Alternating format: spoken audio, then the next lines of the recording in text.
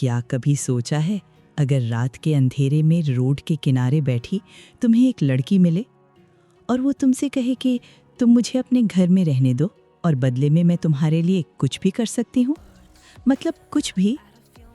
आज के इस वीडियो में हम बात करेंगे एक ऐसे एनिमे की जिसने पूरे इंटरनेट को दीवाना कर दिया और तुम्हें बाद में ये भी पता चले कि वो हाई स्कूल की लड़की कई मर्दों के साथ सो भी चुकी है, ताकि इसलिए कि उसे कहीं रहने का ठिकाना मिल सके। और मान लो तुम उस लड़की को अपने घर ले भी आओ और वो तुमको सिड्यूस करने की कोशिश करे तो तुम क्या करोगे? ये कहानी एक ऐसे आदमी की है जो बाहर से ठीक लगता है पर वो अंदर से अपनी ज़िंदगी से हार चुका है, और एक ऐसी लड़की जो भाग कर आई है, इसलिए नहीं कि वो कमज़ोर है बल्कि इसलिए क्योंकि वहाँ रुकना और ज़्यादा दर्द देता था। तो कहानी की शुरुआत होती है योशिदा से, एक सीधा साधा सैलरी मैन जो आज अपने सीनियर सनपाई आरी के साथ डेट पर आया हुआ था। थोड़ी देर हल्की फुल्की बातें चलती हैं और हिम्मत जुटाकर योशिदा आरी को प्रपोज कर देता है, लेकिन आरी बिना घुमाए फिराए बोल देती है कि सॉरी, शायद मैंने तुम्हें पहले नहीं बताया, मैं पिछले 5 साल से किसी को डेट कर रही हूँ। ये सुनकर योशिदा अंदर से टूट जाता है और फ्रस्ट्रेशन निकालने के लिए वो अपने दोस्त हाशिमोटो के साथ जमकर दारू पी लेता है। घर लौटते समय स्ट्रीट लाइट के नीचे उसे एक टीनेज लड़की बैठी मिलती है। योशिदा उससे पूछता है कि इतनी रात को क्या कर रही हो, तुम्हें घर नहीं जाना क्या? वो लड़की कहती है कि उसका नाम सायू है और ना उसके पास पैसे हैं और ना रुकने के लिए कहीं जगह और ना ही ट्रेन का किराया। वो उसे रिक्वेस्ट करती है कि वो उसे अपने घर रहने दे और बदले में वो उसके साथ सो सकती है। ये सुनकर योशिदा पूरी तरह चौंक जाता है, क्योंकि उसे हाई स्कूल की लड़की से ऐसी बात की उम्मीद नहीं थी। फिर बाहर ठंड देखकर वो उसे अपने घर ले आता है, लेकिन वो साफ साफ उसे बोल देता है कि सिर्फ आज रात। बस रात को सोते हुए योशिदा आधी नींद में बड़बड़ा देता है कि उसे किसी औरत के हाथ मीसो सूप खाने का मन है, और हम देखते हैं कि सायू ये बात सुन लेती है और अगली सुबह संडे होता है तो सायू उसके लिए मीसो सूप बना देती है। वो इस बात की उम्मीद कर रही होती है कि योशिदा उसे अपने घर से ना निकाले, लेकिन योशिदा जैसे ही उठता है वो अपने घर में एक लड़की को देखता है और वो हक्का बक्का रह जाता है। सायू उसे धीरे से बताती है कि वो कल रात उसे अपने घर लाया था और वो उसे अच्छा महसूस कराने के लिए कुछ भी कर सकती है, लेकिन योशिदा फिर भी उसे मना कर देता है और कहता है कि मेरे पास मत आना और मुझसे दूरी बनाकर रहना। सायू मन ही मन चौंक जाती है कि ये पहला लड़का है जिसने उससे कुछ मांगे बिना उसे रहने के लिए एक जगह दे दी। योशिदा उसकी आईडी देखता है और उसे पता चलता है कि सायू किसी दूसरे शहर की है।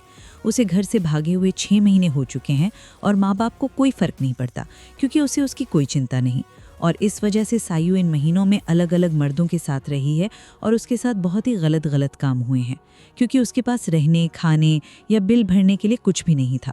इसलिए योशिदा उसे कहता है कि तुम यहाँ रह सकती हो जब तक तुम घर जाने का फैसला ना कर लो, लेकिन बदले में तुम घर की सफाई करोगी और सीखोगे कि पैसे कमाने के और भी तरीके होते हैं, और अगर दोबारा तुमने मुझे इसे सिड्यूस करने की कोशिश की तो मैं तुम्हें घर से निकाल दूंगा।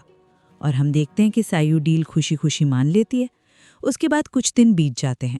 ऑफिस में हाशिमोटो बताता है कि लोगों में र्यूमर फैल गई है कि योशिदा की गर्लफ्रेंड है, क्योंकि आजकल वो अच्छे कपड़े पहन रहा है और वो काम करने के लिए भी जल्दी आ जा रहा है।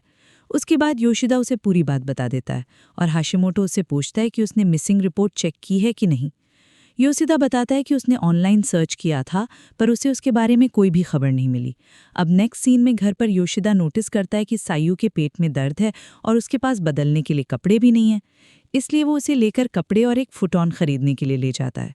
सायू बहुत हैप्पी होती है और वो बताती है कि जिस घर में वो पहले रुकी थी किसी ने भी उसकी इतनी ज़्यादा परवाह नहीं की थी।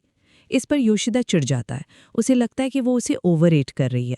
अगले दिन ऑफिस में योशिदा अपनी जूनियर मिसिमा पर नाराज़ है, क्योंकि उसके कोड में बग है और आज डेडलाइन है। प्रोजेक्ट बिगड़ गया तो जिम्मेदारी योशिदा पर आएगी, क्योंकि वही इनका इंचार्ज है। उसके बाद मिसिमा वादा करती है कि वो देर तक रुककर बग फिक्स कर देगी। रात में वो बग फिक्स कर देती है और योशिदा भी वहीं मौजूद होता है और वो उसके लिए खाना लेकर आता है। मिसिमा बहुत खुश हो जाती है और एक्साइटेड में योशिदा से र्यूमा वाली बात पूछ लेती है।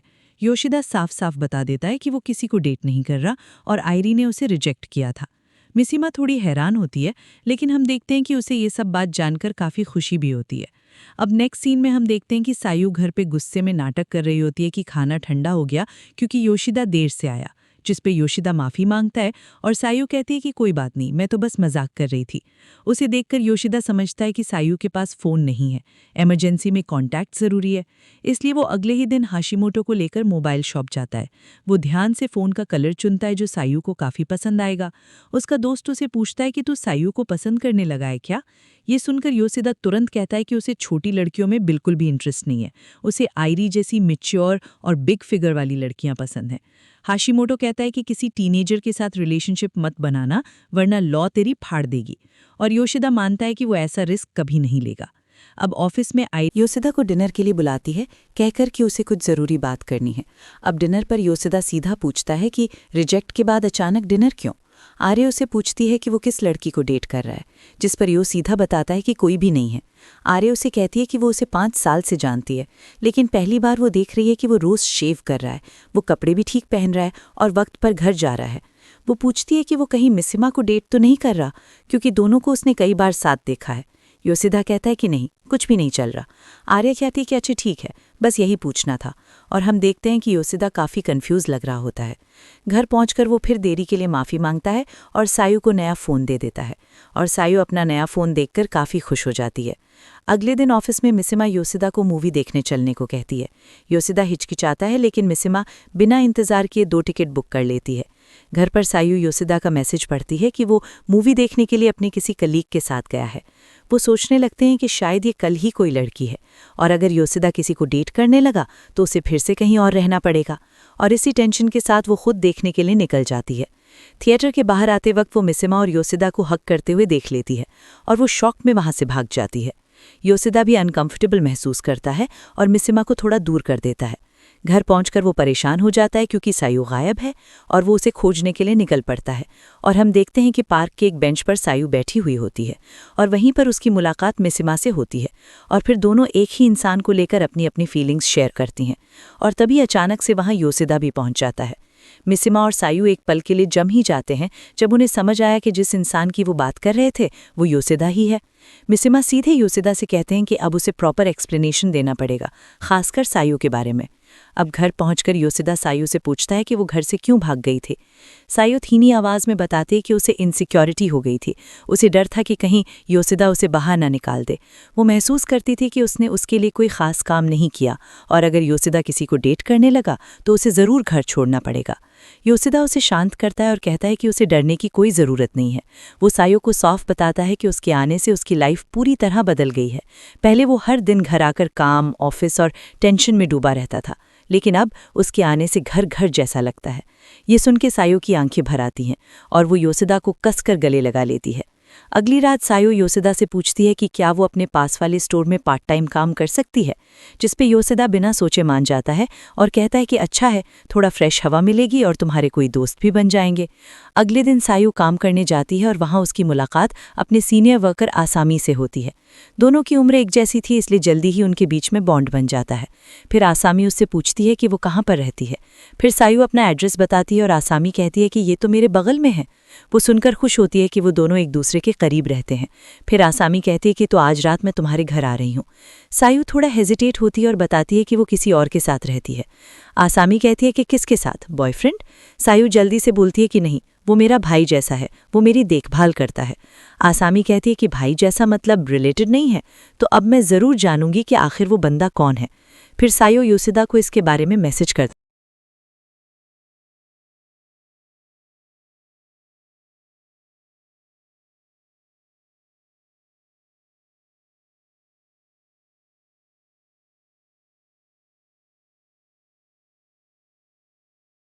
देती है, और ऑफिस में योशिदा मैसेज देखकर थोड़ा घबरा जाता है। मिसिमा दूर से उसकी स्क्रीन झांक लेती है और पूछती है कि वो किससे बात कर रहा है। योशिदा इरिटेट होकर कहता है कि अपने काम से काम रखो, और हम देखते हैं कि दूर आरी भी ये सब देख लेती है। रात को योशिदा घर के बाहर डीप ब्रीथ लेकर अंदर जाता है। आसामी आते ही सवालों का बौछार कर देती है कि आखिर उन दोनों का क्या रिलेशन है। योशिदा कहता है कि वो सायू का बेबी सिटर था और अब वो उसे सिर्फ सेटल होने में मदद कर रहा है, और आसामी को ये एक्सप्लेनेशन आधा अधूरा लगता है। डिनर के बाद आसामी योशिदा से कहती है कि वो उसे घर तक छोड़ दे। सायू पूछती है कि क्या उसे भी आना चाहिए। तब आसामी हंसकर कहती है कि नहीं, ये काम मर्दों का होता है, एक ब्यूटीफुल लड़के को उसके घर तक छोड़ना। रास्ते में आसामी कहती है कि यूसिदा झूठ बोल रहा था ना, उन दोनों के बीच कुछ और चल रहा है। यूसिदा साफ कहता है कि अगर सायू खुद बताना नहीं चाहती तो मैं उसके बारे में कुछ भी एक्सप्लेन करने की पोजीशन में नहीं हूँ। ये सुनकर आसामी इम्प्रेस हो जाती है और कहती है कि वो सच में सायू के बड़े भाई जैसा बर्ताव कर रहा है। अगले दिन ऑफिस में जैसे यूसिदा अपना काम खत्म करता है, आरी उसके पास आती है और कहती है कि वो उसके साथ डिनर करना चाहती है। डिनर पर यूसिदा सायू से पूछता है कि ये क्यों बुलाया आपने। आरी तुरंत पूछती है कि तुमने झूठ क्यों बोला कि तुम मिसिमा को डेट नहीं कर रहे। इस बार यूसिदा इरिटेट हो जाता है और वो कहता है कि आपने सिर्फ ये पूछने के लिए बुलाया, और सबसे बड़ी बात, आपको फर्क क्यों पड़ता है कि मैं किसके साथ बाहर जाता हूँ? रीजन दीजिए, नहीं तो मैं जवाब नहीं दूंगा। ये सुनकर आरी कुछ पल रुकती है और धीरे से कहती है कि मुझे तुम बहुत पसंद हो, काफी समय से। ये सुनकर यूसिदा शॉक हो जाता है और वो कहता है कि लेकिन आपने तो कहा था कि आप 5 साल से किसी और को डेट कर रही हो। फिर आरी कॉन्फिस करती है कि वो झूठ बोल रही थी। ये सुनकर यूसिदा का भरोसा तुरंत उड़ जाता है और वो कहता है कि वो उस पर ट्रस्ट नहीं कर सकता। आरी पूछती है कि वो उसके लिए क्या कर सकती है ताकि वो मान ले। यूसिदा धीरे से बोलता है कि मेरे साथ सो जाओ। ये सुनकर आरी शर्मा जाती है और कहती है कि क्या अगर ये मेरी पहली बार हो तब भी? इस पर यूसिदा तुरंत माफी मांगता है और कहता है कि वो मजाक कर रहा था। फिर वो कहता है कि मैंने पहले आपको प्रपोज किया था, अब आपकी बारी है, जब आपको सही लगे तब आप मुझे पूछिएगा। इस पर आरी स्माइल के साथ कहती है कि ठीक है। फिर वो यूसिदा से पूछती है कि वो लड़की कौन है जिसे वो ऑफिस में मैसेज कर रहा था। फिर यूसिदा उसे सायू के बारे में सब बता देता है। उसके बाद यूसिदा और आरी जैसे ही घर पहुंचते हैं, सायू हल्का सा कांपने लगती है। उसे आरी से मिलकर काफी डर लग रहा था। आरी तुरंत समझ जाती है और माहौल को हल्का करने के लिए वो यूसिदा को चिढ़ाती है कि सायू, उम्मीद है इस आदमी ने तुम पर कोई गंदा हाथ नहीं डाला होगा। सायू थोड़ा हंसकर कहती है कि अजीब बात है, इसने ऐसा कुछ भी नहीं किया। उसके बाद यूसिदा वॉशरूम में जाता है और तभी आरी धीरे से सायू से कहती है कि थोड़ी देर के लिए यूसिदा को बाहर भेज दो, तो मुझे तुमसे अकेले में कुछ बात करनी है, जिसमें सायू बला हिचक के मान जाती है। यूसिदा वापस आता है तो सायू उसे बोलती है कि कुछ अंडे, चिप्स और मीज़ो ले आओ। फिर यूसिदा मान जाता है और जाने से पहले वो उसे पूछता है कि तुम दोनों अकेली ठीक रहोगी ना? सायू कहती है हाँ। यूसिदा के जाते ही आरी उससे पूछती है कि उसकी उम्र कब घर से निकली और उसका असली घर कहाँ पर है। अब तक सायू आराम से जवाब दे रही थी, लेकिन जैसे ही आरी उससे ये पूछती है कि उसने घर क्यों छोड़ा, सायू का चेहरा उतर जाता है। वो कहती है कि ये मैं नहीं बता सकती। आरी उसे कहती है कि ठीक है, कोई बात नहीं, अगर तुम नहीं बताना चाहती तो मैं जोर नहीं करूंगी। फिर वो धीरे से पूछती है कि तुम यहाँ पर कब तक रहोगी? आयरी कहती है कि वो योशिदा के दोस्त होने के नाते और सायो के एक अजनबी होने के नाते बस चिंता कर रही है। वो समझाती है कि एक अनजान हाई स्कूल लड़की को घर में रखना योशिदा को जेल भिजवा सकता है। सायो झुककर कहती है कि उसे पता है, बस थोड़े वक्त की ज़रूरत है। आयरी को राहत मिलती है कि सायो खुद अपनी स्थिति समझती है। फिर वो पूछती है कि योशिदा से पहले तुम कहाँ रहती थी? सायो पहले थोड़ा रुकती है, फिर वो सारा सच उगल देती है। वो कहती है कि मैं अपने शरीर के बदले जगह लेती थी और जब लोगों को एहसास हुआ कि वो कानूनी फंस सकते हैं तो उन्होंने मुझे अपने घर से धक्के मारकर बाहर निकाल दिया। और हम देखते हैं कि ये सब सुनकर आयरी थोड़ा उदास हो जाती है। वो सोच भी नहीं सकती थी कि एक स्कूल की लड़की ऐसी हालत तक कैसे पहुंच गई। फिर वो सायो को कस के गले लगा लेती है और उसको शांत करती है और फिर उसके बाद दोनों की आंखें बाहर आती हैं। अब नेक्स्ट सीन में योशिदा वापस आता है और आयरी को घर छोड़ने के लिए निकल जाता है। रास्ते में आयरी कहती है कि सायो इमोशनली अनस्टेबल है और वो खुद को नहीं समझती। अगर उसकी फीलिंग्स फट गईं तो समस्या हो सकती है, उसे संभालना तुम्हारी जिम्मेदारी है। योशिदा सीरियस होकर कहता है कि मैं जानता हूँ, जब तक वो वाकई में तैयार ना हो जाए तब तक मैं उसे एक कदम भी बाहर नहीं निकालूंगा। अगले दिन काम पर सायो की टक्कर यागुची से हो जाती है और यागुची वही लड़का होता है जिसके साथ सायो ने पहले रहने के लिए शरीर बेचा था और उसे देखते ही सायो के अंदर से आवाज़ ही नहीं निकलती। यागुची उसे तुरंत पहचान लेता है और कहता है कि तुम्हारे जाने के बाद मैं सच में चाह रहा था कि हम फिर से मिलें। सायो की सांसें रुकने लगती हैं। तभी आसामी अंदर से आती है और उसे काम पर लौटने के लिए कहती है। शाम को सायो घर की ओर निकलती है, लेकिन यागुची उसके रास्ते के बीच में आ जाता है। वो तो उससे पहले ही निकल गया था, लेकिन ये साफ था कि वो उसका इंतजार कर रहा था। सायो उससे बूझकर निकलना चाहती थी, लेकिन वो उसका हाथ पकड़ लेता है। यागुची कहता है कि चल उस घर में जहां तुम अभी रहती हो। सायो डर के कहती है कि मैं ऐसा नहीं कर सकती, मुझे जाने दो। यागुची उसे ब्लैकमेल करता है कि अगर नहीं चली तो मैं तुम्हारे पास्ट के सारे कारनामे मैनेजर और आसामी को बता दूंगा। और ये सुनकर सायो के पैरों के तले जमीन खिसक जाती है। यागुची कहता है कि वो बस उससे थोड़ी बातें करना चाहता है। सायो कांपते हुए पूछती है कि सच में सिर्फ बात? यागुची स्माइल के साथ कहता है कि तुम्हें इतने समय बाद देखकर थोड़ा एक्साइटमेंट हो गया, तो बस थोड़ी बात करेंगे। उसके बाद सायो मजबूर होकर उसे योशिदा के कमरे पर ले जाती है। थोड़ी देर बात करने के बाद यागुची अपना असली रंग दिखाता है और वो सायो के साथ फिर से सोने की मांग करता है। इसमें सायो मना करती है, लेकिन वो ज़बरदस्ती करने लगता है। उसे लग रहा था कि उसने एक बार फिर किसी गलत बंदे को अंदर आने दिया। उसे बहुत ही ज़्यादा रिग्रेट फील होता है, लेकिन तभी दरवाज़ा खुलता है और योशिदा अंदर आ जाता है। और जो वो देखता है उसे देखकर उसका खून खौल उठता है और वो यागुची को पकड़कर बाहर फेंक देता है और वो कहता है कि दोबारा सायो के पास भी मत आना, दफ़ा हो जा। जाते जाते यागुची कहता है कि तू बड़ा बेवकूफ़ है। तेरे घर में एक हाई स्कूल लड़की है जो खुद पहले मेरे साथ सो चुकी थी और अब तू उसे बर्ता धुलवा रहा है। ये सुनकर योशिदा अंदर तक हिल जाता है। उसे गुस्सा आता है कि जो लोग सायो को बचा सकते थे उन्होंने सिर्फ उसको अपनी भूख मिटाने का सामान समझा। वो अंदर आता है और तुरंत सायो को गले लगा लेता है और कहता है कि सॉरी, मैं जल्दी नहीं आ पाया। और हम देखते हैं कि सायो बहुत ज़ोर से रोने लगती है। अगले दिन स्टोर में आसामी पूछती है कि कल यागुची के साथ तुम्हारा कुछ हुआ था क्या? ये सुनकर सायो चौंक जाती है और पूछती है कि उसे ऐसा क्यों लगा। आसामी बताती है कि उसने दोनों को साथ में बाहर देखा था। सायु झूठ बोलती है कि नहीं, ऐसा कुछ नहीं हुआ, लेकिन अंदर से वो फिर से टूट रही थी। आसामी ने एक नज़र में पकड़ लिया कि सायु का ये ज़बरदस्ती वाला मुस्कुराना असली नहीं है और उसे तुरंत समझ आ गया कि कुछ गड़बड़ है। वो सीधा यागुची के पास गई और पूछ लिया, और यागुची बिना शर्मा के बोल पड़ा कि वो सायु के साथ उसके अपार्टमेंट गया था और उसने सायु से फिर से सोने की मांग की, और जब सायु ने मना किया तो उसने ज़बरदस्ती भी की। ये सुन के आसामी बहुत ही ज़्यादा गुस्सा हो जाती है और वहीं पर यागुची को एक ज़ोरदार थप्पड़ मारती है और वो यागुची को सायु से माफ़ी मांगने के लिए कहती है। यागुची ने माफ़ी तो मांगी, लेकिन उसने साफ कह दिया कि उसे ज़बरदस्ती पर अफसोस है, पूछने पर नहीं। उसके बाद सायो ने यागुची से पूछा कि उसने आसामी को ये क्यों नहीं बताया कि वो पहले भी सो चुके हैं। फिर यागुची ने याद दिलाया कि उसने सायु से वादा किया था कि अगर सायु उसे घर आने देगी तो वो किसी को नहीं बताएगा। सायु को ये आयरनी इतनी अजीब लगी कि वो हंस पड़ी। उसकी हंसी में थकान थी, गुस्सा था, लेकिन डर अब उतना नहीं था। लेकिन फिर भी वो यागुची को माफ़ करने के मूड में नहीं थी। उसी दौरान योशिदा का मैसेज आता है कि वो देर से आएगा। काम खत्म होने के बाद सायु और आसामी थोड़ा वक्त साथ बिताते हैं। इधर कुछ दिनों से एक कार बार बार स्टोर के बाहर रुक रही है, लेकिन अंदर कोई नहीं आता। आसामी ये बताती है और सायु के मन में एक बेचैनी उठती है। दूसरी तरफ ऑफिस में आरी और योशिदा को थोड़ा साथ देकर मिसिमा का मूड खराब हो जाता है, इसलिए वो हिम्मत करके आरी को लंच पर बुला लेती है। लंच में मिसिमा पूछती है कि आप योशिदा को पसंद करती हैं क्या? आरी साफ कहती है कि हाँ, फीलिंग्स हैं, पर वो योशिदा को फोर्स नहीं करना चाहती। वो चाहती है कि वो खुद तय करे कि सायु के साथ उसका रिश्ता क्या है। मिसिमा को ये जवाब बिल्कुल पसंद नहीं आता। उसे जलन होती है, क्योंकि जिसे वो सच्चा प्यार करती है उसी लड़की पर सायु का ज़्यादा असर है।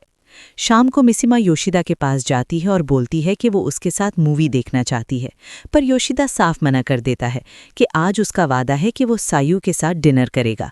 ये सुन के मिसिमा का दिल टूट जाता है और एकदम साफ तरीके से योशिदा को अपनी फीलिंग्स कन्फेस कर देती है। और ये सुन के योशिदा बस हल्का सा स्माइल कर देता है, कोई बड़ा रिजेक्शन नहीं। अगली सुबह सायु घर साफ कर रही होती है और उसे योशिदा की स्कूल डेज का फोटो एल्बम मिलता है।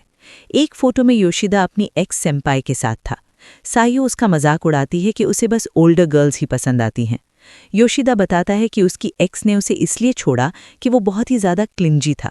उसे ऐसा इंसान नहीं चाहिए था जो हर वक्त चिपका रहे। उसके बाद स्टोर में वही कार वापस आती है, लेकिन इस बार एक काला सूट पहना वो बंदा बाहर निकलता है और उसे देखते ही सायु का चेहरा उतर जाता है और यागुची तुरंत समझ जाता है और सायु को छुपा देता है। पूछने पर वो उस आदमी से बोल देता है कि यहाँ कोई सायु काम नहीं करती। बाद में सायु यागुची को बताती है कि वो आदमी उसका बड़ा भाई है।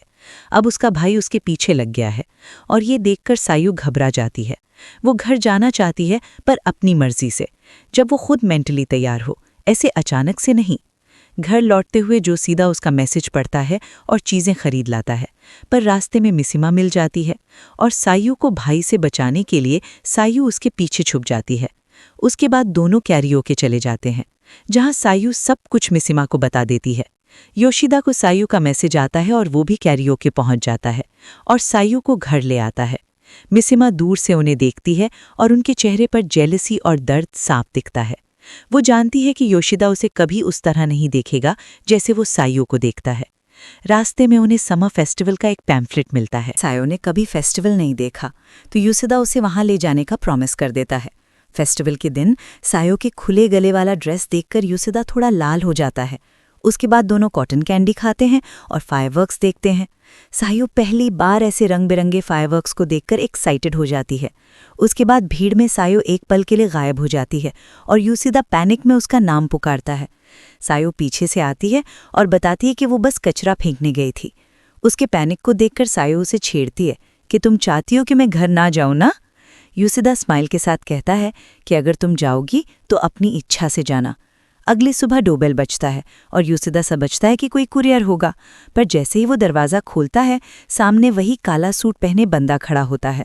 वो कहता है कि ईसा और इगावा, मैं सायो का बड़ा भाई हूँ, उसे वापस ले जाने आया हूँ। और ये देखकर सायो और योशिदा दोनों शॉक हो जाते हैं। ईसा बताता है कि उसकी माँ पागलों की तरह सायो को ढूंढ रही है और उसने कहा है कि किसी भी हालत में उसे घर ले आओ। बातचीत के बीच में ईसा को ये देखकर थोड़ी राहत मिलती है कि सायो ऐसे आदमी के साथ है जो उसकी परवाह करता है। उसके बाद सायो और ईसा के लिए बात करते हैं। सायो की रिक्वेस्ट पर ईसा 1 हफ्ता देता है ताकि वो खुद फैसला कर सके। उसके बाद असामी भी योशिदा के घर आती है और सायो बताती है कि वो आखिर घर क्यों छोड़ी। सायो कभी अपनी माँ के करीब नहीं थी और स्कूल में वो अकेली रहती थी।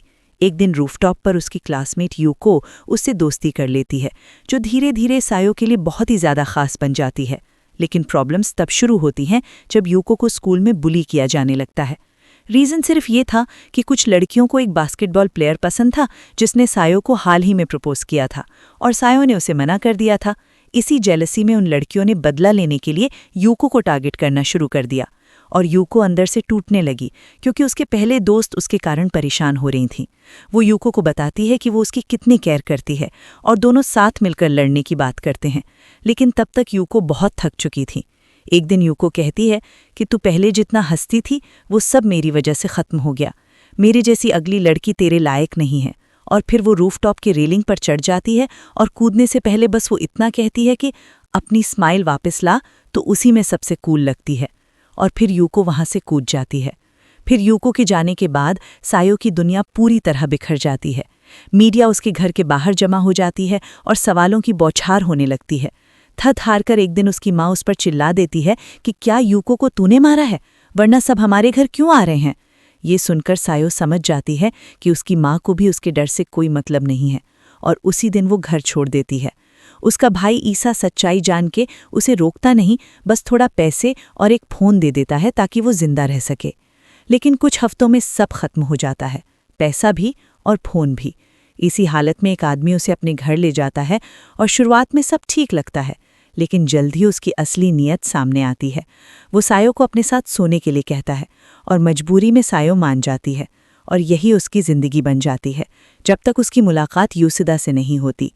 सायो अपनी पूरी कहानी सुनाती है और कमरे में बैठे सभी लोग शॉक में आ जाते हैं। योशिदा बिना किसी एक्सपेक्टेशन के उसे सहारा देता है, एक इंसान की तरह। अगले दिन वो कहता है कि अब सायो घर लौटेगी। रास्ते में उसकी मुलाकात ईसा से होती है, जो योशिदा को थैंक्स बोलता है और सच बताता है कि सायो की माँ का बिहेव असल में उसके फादर की वजह से था। प्रेगनेंसी के दौरान पिता ने बच्चा गिराने को कहा और फिर घर छोड़ दिया और माँ ने सारी कड़वाहट सायु पर निकालना शुरू कर दी। ईसा कहता है कि पेरेंट्स से प्यार ना मिलने की वजह से सायु तुम्हें पेरेंट्स की तरह देखती है। उसके बाद घर लौटकर सायु योशिदा को अपनी बनाई रेसिपी बुक देती है, फिर उसे उस जगह ले जाती है जहां वो आसामी के साथ गई थी और कहती है कि तुम जब होते हो तो रुकने का मन करता है, लेकिन मुझे वापस जाना पड़ेगा ताकि मैं साबित कर सकूं कि तुमसे मिलना मेरी जिंदगी की सबसे अच्छी चीज़ थी। फिर अचानक आसामी का कॉल आता है और सायु गायब। योशिदा घबरा जाता है, लेकिन उसे पता चलता है कि वो उसके अपार्टमेंट के सामने ही है, क्योंकि सायु उसे सरप्राइज देना चाहती थी। उस रात वो कहती है कि अगर तुम मेरे फादर होते तो शायद मैं अच्छे से बड़ी हो पाती। इस पर योशिदा जवाब देता है कि मैं बस एक अनजान आदमी हूँ, लेकिन मैं तुम्हारे साथ होकाइडो चलूंगा। अब होकाइडो में सायु अपने डर का सामना करती है और स्कूल के रूफटॉप पर जाकर वो यूगो की यादों से बाहर निकलती है। योशिदा उसे समझाता है कि यूगो की दोस्ती उसकी चॉइस थी, खुद को दोष देना बंद करो। उसके बाद घर लौटने पर उसकी माँ माँ का गुस्सा फिर से सामने आता है और वो योशिदा पर आरोप लगाती है और सायू को कोसती है। ये सुनकर सायू टूट जाती है, लेकिन ईसा और योशिदा उसके लिए खड़े रहते हैं और आखिरकार उसकी माँ मान जाती है और कहती है कि सायू हाई स्कूल वो पूरा करेगी, उसके बाद कुछ फैसला लेगी। उसके बाद योशिदा घर लौट जाता है और घर फिर से खाली हो जाता है।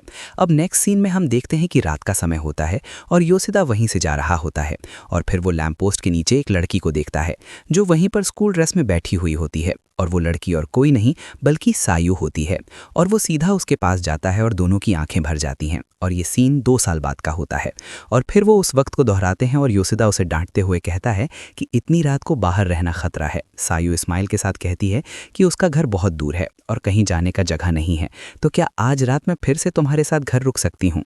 और इसी के साथ इस एनिमे का सीजन 1 यहाँ पर खत्म हो जाता है। अगर आपको ये एनिमे पसंद आई हो तो वीडियो को लाइक करो, चैनल को सब्सक्राइब करना बिल्कुल मत भूलना और कमेंट करके जरूर बताओ आपको कौन सा सीन सबसे ज्यादा पसंद आया। ऐसे ही और अमेजिंग एनिमे एक्सप्लेनेशंस के लिए चैनल के साथ जुड़े रहो। मिलते हैं नेक्स्ट वीडियो में, तब तक के लिए stay safe, stay awesome, bye bye.